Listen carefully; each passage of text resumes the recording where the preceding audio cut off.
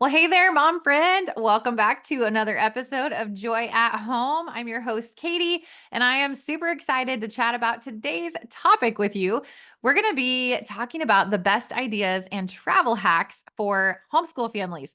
This one is dear to my heart because my family is forever telling me that I should have been a travel agent. I embrace that term. I think of that endearingly. We do love to travel over here. And over the years, I have definitely pulled together some tips and tricks and hacks to make traveling as a family so much smoother. Whether you're going somewhere and staying for a week-long relaxing vacation, or whether you're doing a jam-packed adventure 2-week gigantic trip where you're at a different hotel every single night. Either way, I think that these tips and hacks are really going to make your life just a little bit easier when it comes to those family travels. All right. So, first thing I want to dive into is packing. A few travel hacks for you regarding packing. One of my most favorite things to do, and let me just preface this by saying that a little planning in advance goes a really long way. So, a lot of the things you're going to hear me talk about today do require just a little bit of planning in advance, but I promise you it's worth it. They're all going to be worth it. Okay, so back on track here. One of the things that I love to do is plan ahead and order matching t-shirts for my whole family of 5. Now, you probably either love this idea or you're completely rolling your eyes right now. I'm guessing you fall in one of those two camps. But let me tell you, matching t-shirts on trips are life-changing for a couple reasons. Number 1, I feel like it ups the safety level because it's a lot easier to do a head count when you know everybody is in a yellow shirt today or a green shirt today, and you're just counting heads. You're looking for all the green shirts for everyone that's in your group. So it definitely helps with safety. It makes packing so much easier because there's no question of trying to figure out, okay, what are all of my family members going to wear for all of these days of the trip? It's just like all they need is to throw some shorts in with their matching t-shirt and everybody's good to go. And the last thing is that truly it sparks joy. We go on these big family trips and we're all wearing our matching t-shirts and we love to track and count each day based on the color or the t-shirt design. How many comments we get from passersby. You would be blown away at the loads of comments that we get and how people love our matching t-shirts, and they are constantly complimenting us and commenting on that they love that our group or our family has matching t-shirts. Okay, hand in hand with the matching t-shirts, when you are packing, so when you're packing your matching t-shirts, you can actually lay out your clothing. So if you lay out your t-shirt, fold it in half, lay your shorts on top of it, and then roll it up like a log. So each family member each day has what I call a little clothing log, and it makes it easier for packing. And as a mom, if you have young kids, it makes it so much easier for getting everybody their clothes when they need them, because all you do is grab their clothing log, toss it to them, and they have everything they need in one tidy little package. Okay, let's see what else. Cut down on your packing. Let your kids sleep in their clean next day's clothing. Okay, this is another one you're either like, that's genius, or your eye rolling at me thinking that's gross. Either way, I promise you it's life changing, because if you are not packing pajamas, you are packing less stuff, you're saving space in the suitcase. And again, if you have little ones, I promise your mornings on your travels will go so much smoother if everybody wakes up dressed for the day. So obviously, you've got your kids bathing the night before, you're putting them in their clean clothes, and then they're sleeping in those clean clothes. They're waking up and they're ready for the day. I actually learned that hack up on camping when my kids were really, really little. And it was like, I loved camping, but it was so stressful trying to switch everybody's clothes and pajamas and all these things. And everybody wanted to be in and out of the tent and in and out of the camper. And like, I didn't know who was dressed or what they were wearing. And I had some kids in pajamas and whatever else, just bathing them the night before, putting them in their next day's clean clothes. It was life changing. My last tip on packing is to load the car the night before your trip starts so that the morning that you're leaving for your trip, you can just be smooth rolling right out the door. You're already packed, you're already loaded and ready to get on the road. So that's my collection of hacks in the realm of packing. Next, let's talk about in the car. So travel hacks for in the car.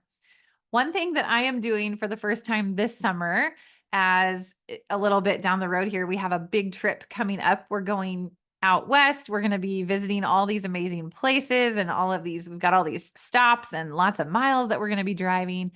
I am going to create for each of my kids a little notebook with a map and all the places that we're going to be stopping. Just a little, like all the rest of the pages are going to be blank. So a little blank notebook, but that it's going to have a map attached in the front of it so that they can see. I might even put our itinerary in there so that they can see each and every day where they're going to be stopping, what they're going to be seeing. And then everyone's going to have a little pack of colored pencils and they're going to be able to kind of like sketch and make notes. It's going to be required. Let's be honest. This is part of our homeschooling experience, right?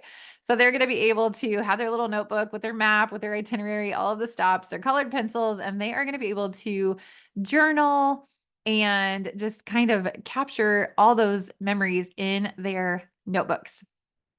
Also, the map and the itinerary are going to prevent my kids from asking me 9,000 times, what are we doing today? Where are we going? Where are we stopping? When are we stopping? How many miles are we driving? All that type of thing.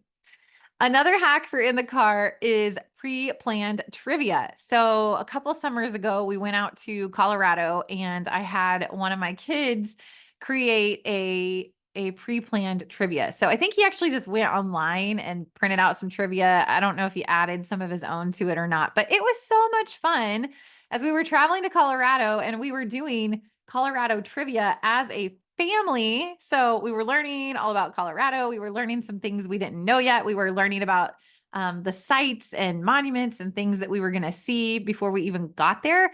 And it was just a lot of fun. And it was a great learning opportunity. And it passed some time in the car in a really fun, engaging way. Highly recommend.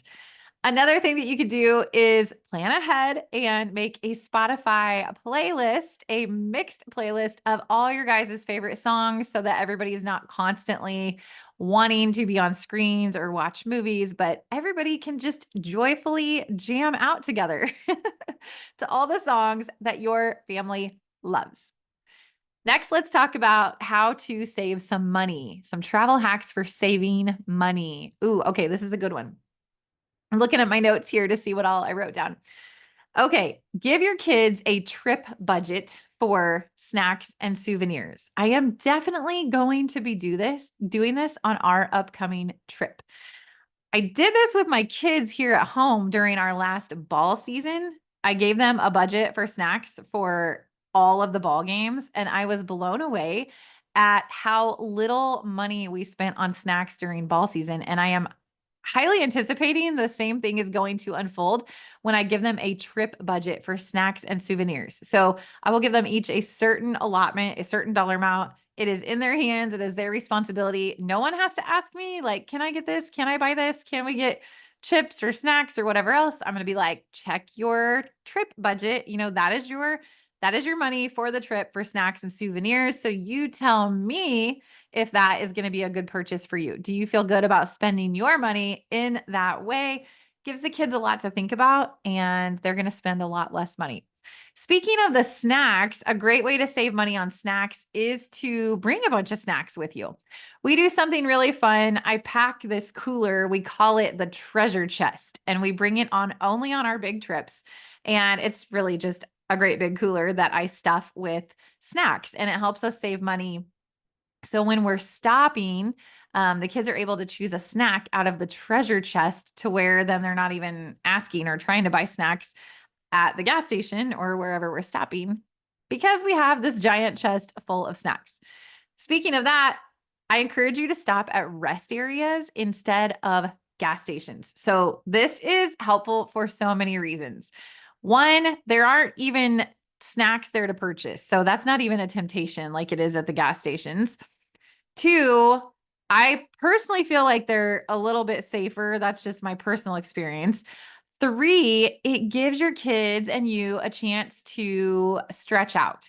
So typically at rest areas, there are big open spaces. A lot of times there are picnic tables where you can actually stop and do lunch. There are spaces for the kids to run. A lot of time there are playgrounds or sidewalks that you can take a family walk together. My kids love to bring either a football or a volleyball or maybe even a hacky sack, and we'll just kind of circle up our whole family and we will just enjoy being out of the car and in that space at those rest areas. Another tip for saving money is to plan ahead again and order a Walmart pickup ahead of time to save money on eating out every meal. So if you just get in the Walmart app and you know you're going to be landing in a certain town on a certain date, you can plan ahead, order some groceries, order some snacks, and just when you get to town, you pull in straight to the Walmart, you click I'm here, and this magical thing happens where they bring your order straight out to your car. Saving time, money, and stress, right? Okay. And then finally, as we come to a close, just a few things. Don't forget, this is where I struggle, just being honest. Don't forget to build in some room for breaks and rest. This is one I personally need to work on. But plan a buffer day here and there, or even just an afternoon, or at the very least, a couple of hours. Plan some time for your kids to go hit the pool or to have a little bit of time to read or just rest where you're not on the go running all the time. Everyone ends up stressed out. Ask me how I know. Don't forget to plan time for breaks and rest. And then things that you always want to take with you, just make a little note. Don't forget, there are a small handful of things that I always take on our trips, and they include plastic bags for trash in the car, Ziploc baggies for all kinds of various things, seashells, snacks, trash, use them for whatever, but just bring a big handful of the Ziploc, gallon-sized Ziploc bags with you. Extra layers. Always bring some extra layers. I have found from experience that it may be chillier than you think it will be where you're going, and then you end up having to spend money purchasing extra layers. So always bring an extra sweatshirt for everyone. Always bring a little bit of cash with you. You never know when you're going to need that. And always pack some protein. My personal favorite is Chomp meat sticks or trail mix. I love to have that on hand because you just never know. You never know when you're going to get stuck in a traffic situation where kids are hungry and you can't get to where you need to be on time during mealtime, whatever. You just never know. So have some protein with you to keep everybody in better spirits.